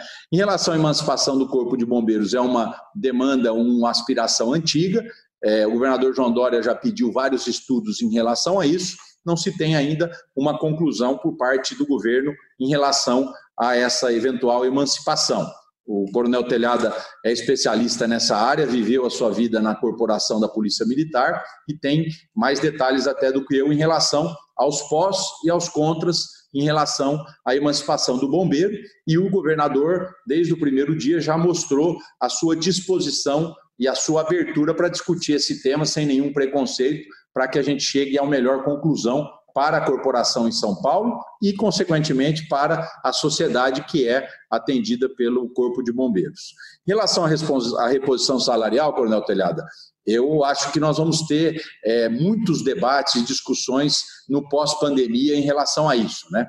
Ficou muito evidente para todos que o Estado brasileiro, seja prefeituras, governos ou o governo federal, ele viveu um momento extraordinário, né? E tem muitas consequências. Aqui em São Paulo, uma perda de arrecadação muito grande, e qualquer análise que nós fizermos sobre o futuro vai ser de enxugamento da máquina pública e não de aumento de impostos. O enxugamento da máquina pública onde puder ser enxugado, que não é o caso da segurança pública, não é o caso da educação e não é o caso da saúde, que são 3 áreas prioritárias, né? Então, o Estado vai ter que se redesenhar, vai ter que se reinventar. O nosso plano de metas que está sendo refeito leva em conta essa nova realidade, né? Mas as limitações orçamentárias para os próximos anos, não é nem para o nosso período de governo, elas serão muito grandes. E, naturalmente, nós vamos ter que olhar dentro da responsabilidade fiscal e das prioridades, e segurança pública é prioridade, o que poderá ser feito. E isso me remete a cumprimentar a Assembleia pelo gesto que ela fez. Acho que uma das poucas assembleias do Brasil que, de maneira muito rápida, fez com que os saldos orçamentários existentes no parlamento fossem transferidos ao Executivo por combate à pandemia. Isso foi feito já pela Assembleia, pelo presidente Cauê e por todos vocês, e um gesto muito importante que foi a doação de parte do salário dos deputados para também o combate à Covid, uma demonstração clara de que todos estamos do mesmo lado nesse combate à pandemia, né? E fazendo o nosso esforço pessoal e institucional para o enfrentamento à pandemia. Mas eu diria, Telhada, para concluir, que nós teremos que discutir muito o futuro do Estado brasileiro, do que é prioridade para o Estado brasileiro e, inclusive, das forças de segurança que são prioritárias, porque a restrição dos orçamentos públicos será brutal nos próximos anos, né? E nós vamos precisar ter muito cuidado e um diálogo muito franco com a sociedade daquilo que é prioritário e onde será aplicado o recurso público oriundo dos impostos. Muito obrigado. Obrigado, nosso vice-governador Rodrigo Garcia. Antes de dar continuidade ao 5º inscrito, eu queria colocar uma questão de ordem do deputado Paulo Fiorilo. Tem a palavra, deputado. Desculpa, senhor presidente, é que no momento oportuno eu deveria ter solicitado ao senhor se poderia requisitar ao secretário a apresentação que ele fez para que os membros das 2 comissões tivessem acesso. Eu acabei usando a minha palavra e, como não o fiz, só para que a gente não passe sem a solicitação. Muito obrigado, senhor presidente. Agradeço as respostas do secretário. Obrigado, deputado Paulo Fiorilo. Então, aqui tem a solicitação da apresentação do vice-governador Rodrigo Garcia, que possa enviar para a gente aqui na Assembleia Legislativa, que possa ser distribuído a todos os deputados aqui presentes. Dando continuidade, queria convidar a deputada Marina Elô. Tem a palavra a deputada Marina Elô. Muito obrigada, presidente. Quero cumprimentar o secretário, cumprimentar todos os meus colegas aqui presentes. Eu tenho 3 perguntas, secretário. A primeira diz respeito ao plano que foi apresentado logo no início dessa legislatura, a respeito da holding da Sabesp. A gente, dentro do primeiro plano de estratégico do governo, tinha a ideia de construir uma holding pela Sabesp e que ficava pendente a partir do marco legal. O marco legal sendo sancionado esse mês, gostaria de saber, então, quais são os planos a partir dessa perspectiva e a priorização do saneamento básico no nosso estado. A segunda pergunta é, a gente tem acompanhado no mundo inteiro uma retomada dos investimentos, numa construção, numa direção de investimentos para uma economia descarbonizada, né? E a gente acompanhou na semana passada vários secretários, ex-secretários, ministros da Fazenda e presidentes do Banco Central falando da importância dessa retomada verde. Queria saber como que a gente... Peraí, Lara. A gente tem de os investimentos do Estado também seguirem esse modelo de descarbonização. E o terceiro, a gente também segue bastante se acompanhando o orçamento do Estado e tem certeza da quanto que será difícil os próximos anos em relação ao orçamento e a priorização será fundamental. Você já colocou que as áreas de saúde, segurança pública e educação seguirão como prioridade. Eu gostaria de um recorte um pouco mais profundo em relação à primeira infância como absoluto, dentro de uma perspectiva de investimento mais inteligente que o Estado pode fazer. A gente está na tramitação da lei da primeira infância total. E também a perspectiva o deputado Paulo Fiorilo trouxe com muita ênfase em relação ao Vale do Futuro, que é bastante importante, que é a região mais vulnerável do nosso estado. Como que eles vão da priorização? E antes, a Coronel Telhada me fez uma pergunta que, Marina, cuida do seu bebê aí. Consigo fazer as duas coisas ao mesmo tempo. Coronel, obrigada. Já mando uma foto dela bem fofinha para vocês. Obrigada, secretário. Obrigado, deputada Marina. Um beijo para o bebê aí que está ao seu lado, né? Você que foi mãe recentemente. Sobre as perguntas, Marina, deputada Marina, a holding da Sabesp, né? Nós tivemos um marco regulatório aprovado agora e sancionado pelo presidente da República. Tem uma discussão ainda sobre derrubada de vetos ou não. O fato é que a holding da Sabesp está aprovada pela Assembleia Legislativa desde o ano de 2017. Uma eventual privatização precisa da aprovação da Assembleia e a manutenção da Sabesp como está, nós não temos necessidade de autorização legal. O que eu posso responder de maneira bem objetiva é que não existe decisão tomada por parte do governo ao futuro da Sabesp, privatização, holding ou manutenção. O secretário Meirelles tem a delegação do governador para fazer uma avaliação geral da companhia e propor uma eventual decisão para o futuro. Enquanto isso, a Sabesp continua investindo, ela é a grande responsável pela despoluição aqui do Rio Pinheiro, junto com a EMAI, assinou contratos importantes com cidades da região metropolitana de São Paulo, como São Bernardo, como Santo André, como Guarulhos, né? E ela continua no seu programa de investimentos, com o controle ainda do governo de São Paulo, e não existe essa decisão sobre o futuro da Sabesp. O importante registrar que se o Estado caminhar por uma holding, significa venda de participação acionária da Sabesp. E nós vamos olhar, do ponto de vista do interesse público, se essa venda, mesmo sem a perda do controle acionário, economicamente é viável para o Estado, né? Então, é essa discussão econômica que o secretário Meirelles está avaliando, e ainda sem uma decisão oficial, e se ele terminar os seus estudos, propor ao governador, o governador naturalmente vai falar sobre isso com a Assembleia e com a sociedade paulista, né? É natural que todo o programa de investimentos do Estado ele tenha uma componente, não só uma componente, como você chamou aí, de retomada verde, né? Mas principalmente em relação àquilo que é prioritário em relação à sustentabilidade. São Paulo tem essa diferença em relação ao Brasil, e essa é uma diferença que nos é muito cara, né? E o próprio parlamento nos ajuda a manter essas diferenças. São Paulo é um estado que tem uma economia verde, que tem uma preservação do seu meio ambiente, né? E que continuará, assim, a depender das decisões do nosso governo. Isso vai ser fundamental para a atração de investimentos internacionais no próximo ano, né? Nós vamos ter que discutir com o mundo a questão de como São Paulo enfrentou a pandemia, que é diferente do que foi feito em Brasília, e de também como São Paulo entende a sua economia sustentável, que é diferente do que está acontecendo em Brasília, né? Acho que esses dois diferenciais vai dar muito trabalho de narrativa, mas São Paulo tem uma história para contar, e acho que isso vai ser um diferencial de atração de investimentos. Quanto ao orçamento de 2021, Marina, a Assembleia vai discutir isso com o secretário Mauro Ricardo, né? Nós teremos um orçamento dentro de uma realidade, né? Os indicadores que São Paulo trabalha hoje é de uma queda de PIB de 7% em 2020, e a gente fala de números sem se atentar ao que eles significam, né? Nós nunca tivemos uma queda de PIB desse tamanho, né? Então, as consequências objetivas dessa queda de PIB ainda são desconhecidas, né? Nós sabemos que o impacto é muito grande, mas é uma queda muito significativa, né? E uma previsão de crescimento ano que vem de 2%, sobre uma base muito baixa de 2020.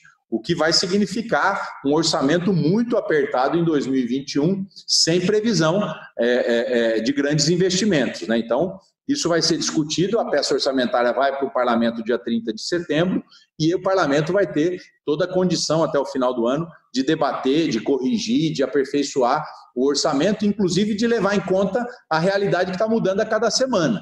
Nós vamos fazer uma peça orçamentária com base nos dados que nós temos, e outubro, novembro e dezembro, o último trimestre do ano, será fundamental para a Assembleia corrigir, inclusive, os indicadores do orçamento, porque nós estamos diante de uma economia muito instável que está mudando a cada semana, né?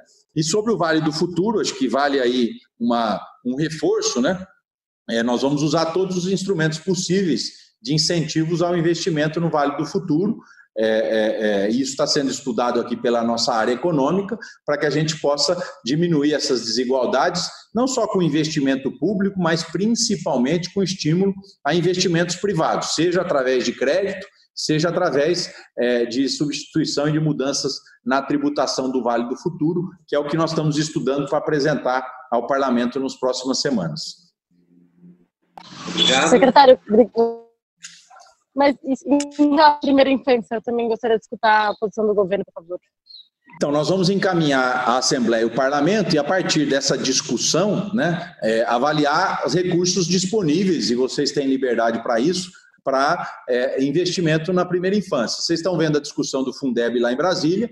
Essa discussão ela é importante, porque, inclusive, ela tem previsão de recursos para o ensino infantil, mas a primeira infância ainda carece de um investimento maior dos governos federal e estadual, e o Parlamento vai ter essa oportunidade. Mas vou registrar junto às áreas aqui fins essa preocupação para que a gente possa, já no encaminhamento da peça orçamentária, fazer uma valorização, lembrando da dificuldade orçamentária do Brasil e do mundo em 2021. Marina.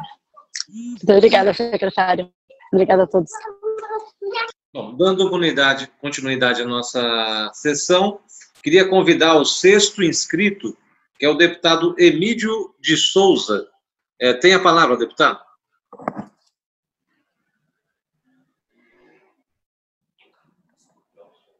Deputado Emídio de Souza, por favor, ligue o som.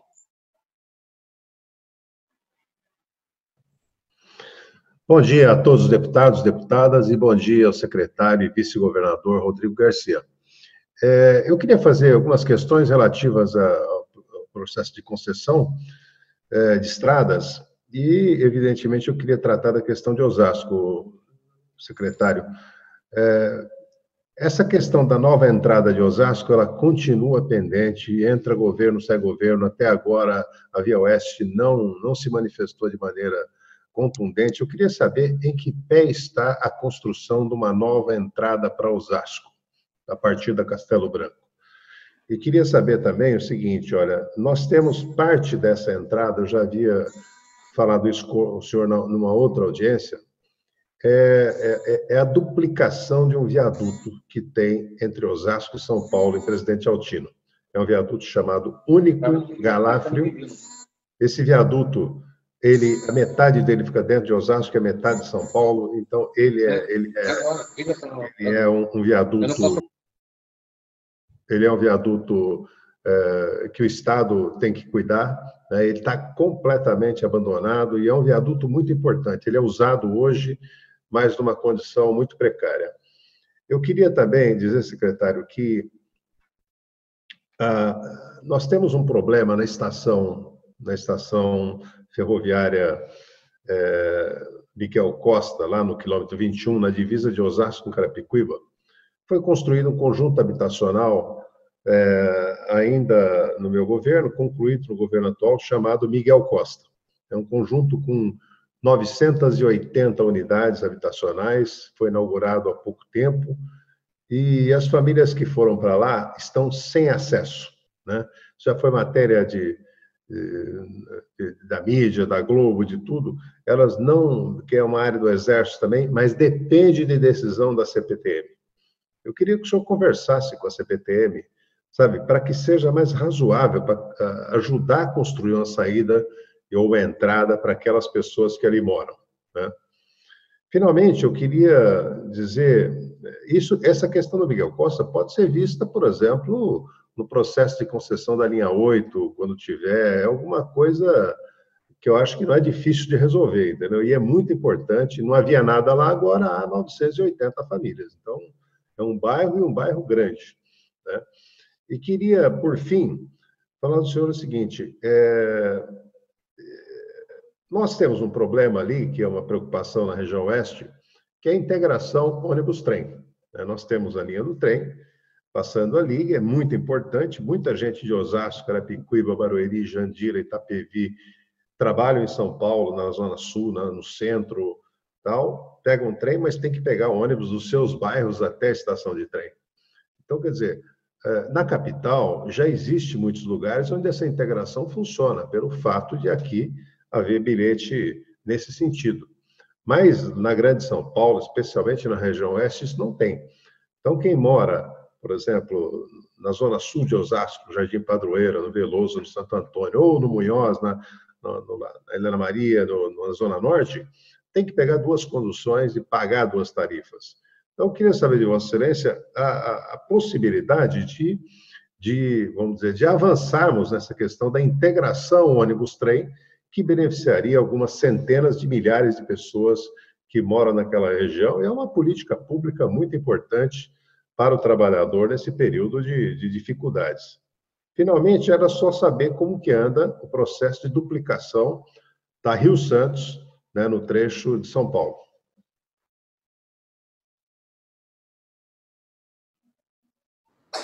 Bom, muito obrigado, deputado Emídio, pelas perguntas, né? Primeiro, especificamente a questão de Osasco. Eu mesmo aqui no parlamento, no segundo semestre do ano passado, comentei sobre o esforço do governo de São Paulo em fazer a renovação antecipada do contrato da ViaOeste e incluir nesta renovação antecipada a nova entrada de Osasco e também a extensão das marginais de Alphaville para pós-Rio Tietê, né? Quem é da região sabe bem do que eu estou falando, e nós estamos praticamente finalizando esse processo de negociação, deputado Emídio, mas sem uma definição se vamos conseguir fazer a prorrogação ou se vamos partir para uma licitação. Nós estamos falando de poucas semanas para essa decisão final ser tomada. Qual é o diferencial? Sempre o interesse público. Hoje existe uma grande dificuldade de orçamentação dessas obras, né? E de, eventualmente, quando se termina o contrato da ViaOeste, e nós estamos fazendo essa negociação com a companhia CCR, entre Autoban, entre ViaOeste, entre Renovias e entre SPVias, e, naturalmente, se a negociação caminhar para uma prorrogação antecipada, as obras iniciarão mais rápido. Se ela caminhar para uma licitação, as obras demorarão um pouco mais para serem iniciadas. Enfim, não é necessário dizer a importância da nova entrada de Osasco. Quem frequenta Castelo Branco vê o volume de tráfego, e dentro desse processo de concessão nós poderíamos, inclusive, fazer a requalificação do viaduto ali de Presidente Altino para que isso fizesse parte de um novo pacote e programa de obras, melhorando o acesso de Osasco com a capital, da capital com Osasco, né? Então, nós estamos finalizando, e eu vou ser o primeiro a informar o Parlamento de São Paulo se a Agência Reguladora de Transportes, junto com a Secretaria de Logística, caminham para a renovação ou caminha para a licitação. É uma decisão que o governador João Dória já determinou que nós tomássemos nas próximas semanas, e, volto a dizer, a diferencial disso é a maior vantajosidade para o Estado, né? Isso é uma balança de equilíbrio de pós e contras, né? E essa balança está chegando agora ao final dessa vantajosidade para a gente caracterizar que é vantajoso renovar ou que é vantajoso uma licitação. A pandemia atrasou essa decisão, deputado Emídio, que era para ser sido tomada já no início do segundo trimestre desse ano de 2020. O governo também tem pressa de anunciar à sociedade uma previsão dessas melhorias para a região oeste aqui de São Paulo. O deputado toca num assunto importante. Eu estou acompanhando pessoalmente a discussão sobre esse novo bairro, né, com quase 1.000 famílias ali na Miguel Costa. É importante esclarecer que os municípios tinham um compromisso de melhoria de acesso e o Estado, de alguma maneira, também não quer se omitir em relação a isso. Então, eu já conversei com o secretário Baldi, com o presidente da CPTM, sobre um caminho a ser alcançado no acesso a esse novo bairro, né? São quase 1.000 famílias. Nós estamos já com a linha 8 avançada, a linha 8 e 9, né? Eu acho que é mais fácil a gente fazer pelo Estado, em parceria com as prefeituras, um investimento ali, do que colocar isso na concessão. Talvez a concessão leve mais tempo para ser executada essa obra, e a população ali não tem tempo, né? Então, nós estamos buscando, e eu vou reforçar esse pedido aí seu ao secretário Baldi, ao presidente da CPTM, né? A integração trem-ônibus, ela é um desafio em toda a região metropolitana de São Paulo, inclusive na Zona Oeste, né? A mobilidade urbana significa qualidade de vida, significa a melhoria de deslocamento da nossa população. Existem propostas aí, inclusive da MTU, de um novo sistema de bilhetagem, que o secretário Baldi está à frente, para que a gente consiga avaliar uma integração melhor, seja física, seja a tarifária já existe, mas seja de sistemas, né, para que a população seja a grande beneficiada com isso, né? Então, vou também pontuar essa sua demanda ao nosso secretário de Transportes Metropolitanos, né? E a duplicação da Rio Santos, nós temos 2 trechos, né? O primeiro trecho, que é ali da Piaçaguera, Guarujá, até Riviera de São Lourenço, que está previsto num eventual novo lote de concessão estadual, que é a concessão do lote litoral, que já concluímos a audiência pública, a Artesp está finalizando esse lote para avaliar se leva em licitação. E uma outra melhoria mais adiante, lá na região de Ubatuba e Caraguá, que seria a cargo da concessionária nova da Nova Dutra, né? Lembrando que esse trecho é um trecho federal delegado a São Paulo e que parte desse trecho continua federalizado, né? Então, são 2 previsões de melhoria na Rio Santos. No começo dela aqui e no final, uma sobre responsabilidade do Estado e outra sobre responsabilidade do governo federal no programa de concessão da Nova Dutra, né? Mas lembrando que o lote litoral ainda não tem essa decisão de publicação do governo. A Secretaria, a Artesp, deve concluir agora os estudos no mês de agosto para que o governo avalie a decisão de publicação desse novo lote de concessão do Estado. Muito bem.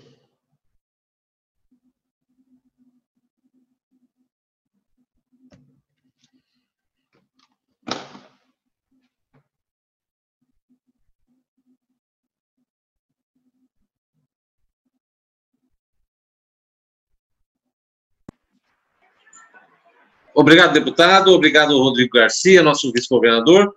Tem o último inscrito e já torno encerradas as inscrições. E vai falar agora o último inscrito, o deputado Tenente Nascimento. Tem a palavra, Tenente Nascimento? Olá, bom dia, boa tarde a todos, né? Já estamos caminhando aí para essa parte da tarde. Quero agradecer e cumprimentar o secretário Rodrigo Garcia por estar sempre pronto e se fazer presente em nossa reunião, presidente e deputado Márcio. Vamos ser rápido, porque nós temos aí pouco tempo. Eu quero fazer as seguintes perguntas ao nosso secretário. Primeiro, como está sendo tratado no Executivo a questão da Polícia Penal, agentes penitenciários, que agora, né, lá em cima, lá no Congresso, já estabeleceu que passarão a ser Polícia Penal. Nós estamos aqui na Assembleia Legislativa com uma PEC em andamento para que isso venha se confirmar. Então, esta ação tão importante contra nossos agentes penitenciários, nossos AEVPs, enfim. Essa é uma pergunta. E a segunda, que possa nos confirmar, secretário, em que o 13º dos policiais, que ora não foi pago agora durante o período, por causa da pandemia, que era pago dos nossos profissionais como um todo, né, da área de segurança, pela ocasião do aniversário, se está confirmado para que no final do ano nós venhamos ter realmente o 13º na sua íntegra. Essas 2 perguntas, e já agradeço a todos pela especial atenção do nosso secretário junto à nossa comissão. Obrigado, deputado Nascimento. Sobre a Polícia Penal, que foi uma lei federal aprovada no final do ano passado, que é a transformação dos agentes penitenciários em polícia penal. O secretário Nivaldo, da administração penitenciária, já trouxe esse tema para a Procuradoria do Estado e ele está à frente dessa discussão para isso, né? É um processo de transição que, pela lei federal, todos os estados terão que enfrentar para a transformação dos seus agentes penitenciários em polícia penal. Então, o secretário Nivaldo, eu já vou encaminhar para ele o status, qual é a situação dessa transformação, né, que foi obrigatória pela lei federal. Quanto ao 13º, deputado Nascimento, é natural, as restrições orçamentárias, elas fizeram com que a gente deixasse de fazer a antecipação metade do 13º na data do aniversário de todo o funcionalismo, né, não só da Polícia Militar, da Polícia Civil, como uma forma de nós preservarmos os recursos nesse momento para o enfrentamento à pandemia. 13º é um direito do servidor e o governo de São Paulo está fazendo todas as suas ações e gestões para que a gente tenha recursos para não só honrar a folha de pagamento, honrar o 13º, como também honrar os nossos fornecedores, né? E essa medida foi uma medida preventiva para que a gente não tivesse problemas financeiros agora e esperamos, então, portanto, no final do ano, no mês de dezembro, fazer o pagamento integral do 13º salário a todos os servidores. Isso foi um conjunto de medidas tomadas no mês de abril, né, justamente para preservar o recurso do Estado nesse momento ao enfrentamento à pandemia e fazendo com que esses direitos pudessem ser preservados também, mas num outro momento, no final do ano, e estamos atentos aí à sua demanda. Agradecendo, deputado Nascimento, as suas perguntas e também as suas sugestões sempre permanentes aqui de políticas públicas ao Estado. Um grande abraço. Obrigado, deputado Nascimento. Vice-governador Rodrigo Garcia, para encerrar, eu gostaria de fazer a colocação que eu participei da fiscalização das obras da Marechal Rondon, do recapeamento asfáltico que tinha na Marechal Rondon, e até para citar que mesmo durante a pandemia, as obras do governo do Estado deu continuidade no modelo de trabalho e não parou as obras. Isso é muito importante. Gostaria também de citar que muitas cidades e municípios aqui do estado de São Paulo receberam pelo Fundo Social, que é o Alimento Solidário, inclusive aqui em Diadema, onde eu resido, recebeu mais de 17 mil cestas básicas para atender as famílias mais carentes que estavam cadastradas pelo governo do estado. Mas eu queria citar, principalmente, que eu fui procurado aí pelo pessoal da Baixada Santista, ali na região do Vale, principalmente pela cidade de Cananéia e a cidade de Pariquera-Sul. E a cidade de Cananéia, o prefeito Gabriel, inclusive, participou do processo licitatório, onde nós fizemos uma fiscalização na SP, que de Pariquera-Sul até Cananéia, ela estava totalmente destruída e precisava de uma recuperação com muita urgência. E o governo do estado atendeu a nossa solicitação aqui pela Assembleia Legislativa, atendeu o prefeito de Cananéia para que pudesse concluir a licitação, e foi feita a licitação. Minha pergunta é o seguinte: este ano vai ser concluído as obras perante essa licitação que foi feita há 2 semanas atrás? As obras vão ser concluídas esse ano ainda? Essa de Pariquera-Sul até Cananéia? Isso é um pedido do nosso Gabriel, que mandou uma mensagem para mim aqui, o prefeito de Cananéia. E outra pergunta bem rapidinha, nosso vice-governador. A gente sabe que nós estamos em pandemia ainda, está num momento diferente da pandemia, mas a grande preocupação ainda é comercial e industrial. A gente sabe que a lavoura do estado de São Paulo, ela continua em produção total, né? A parte onde pega o interior de São Paulo e a produção dos alimentos continuam, mas aqui no estado de São Paulo nós temos uma grande preocupação, que é a retomada do comércio e a retomada da indústria, se o governo do estado tem um programa de incentivo. Bom, muito obrigado, deputado Márcio, pelas perguntas, né? Primeiro, o registro aí das obras na Marechal Rondon, as cestas do alimento solidário, né? São esforços que o governo manteve nesse período de pandemia, seja as obras já previstas e que tinham fonte orçamentária ou de concessão para que continuasse, seja esse esforço adicional na pandemia, que foi o alimento solidário. E a Assembleia acompanhou as cestas adquiridas pela Secretaria de Desenvolvimento Social, que eu não chamo mais nem de cesta básica, né? Uma cesta completa, com um valor nutricional enriquecido, né? Inclusive com um valor de proteína muito grande. E isso foi distribuído mais de 1 milhão de cestas básicas no estado de São Paulo inteiro, né? E agora a secretária Célia Parnes, a pedido do governador João Dória, continua com esse programa em áreas específicas do estado de São Paulo, né? Em relação à licitação Cananéia-Pariquera, além da importância de acesso à Cananéia, Pariquera-Sul é detentora de um hospital regional ali, então todo o sistema de saúde do Vale do Ribeira era só atendido pelo Hospital de Pariquera. Depois, com a inauguração do Hospital de Registro, tem essas duas áreas, né? E a construção da estrada, a recuperação da estrada, ela era fundamental. Essa licitação ela está sendo suportada com recursos do BID, deputado Márcio. Então, portanto, não faltarão recursos para a recuperação. Mas eu tenho a impressão que as obras elas têm um período aí de 12 a 18 meses. Eu não tenho detalhes, precisa ver o edital, mas elas não serão concluídas esse ano. Elas serão assinadas e iniciadas esse ano, mas eu não tenho os detalhes do edital para saber qual é o período de obra. O que eu posso garantir para a população? Não faltarão recursos para a conclusão da recuperação integral da estrada de Cananéia-Pariquera-Sul, que está em más condições hoje e que passará por uma revitalização. Mas eu tenho a impressão que são obras de 12 meses, precisaria checar no edital.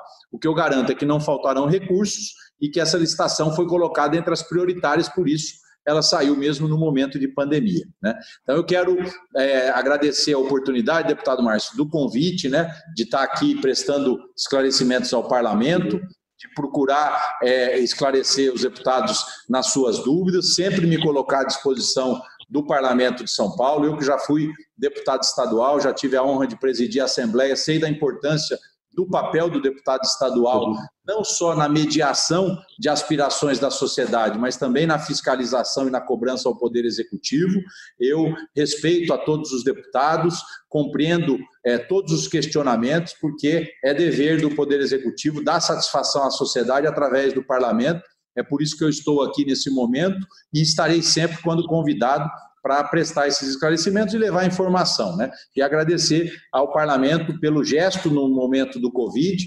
Vocês foram diligentes e fizeram uma redução importante no gasto hoje do deputado em São Paulo, e essa redução foi destinada à saúde, a salvar vidas no combate ao Covid, né? E na aprovação também da lei geral do Covid, dos projetos que o Executivo encaminhou, sempre com o objetivo de preservação de vidas. Então, eu agradeço o quórum, mando um abraço afetuoso a todos os deputados que participaram desde o início, aqueles que continuam nos acompanhando, sempre renovando aí a estima e o respeito pela Assembleia Legislativa de São Paulo. Muito obrigado. Obrigado, vice-governador Rodrigo Garcia. Deixo um abraço a todo o governo.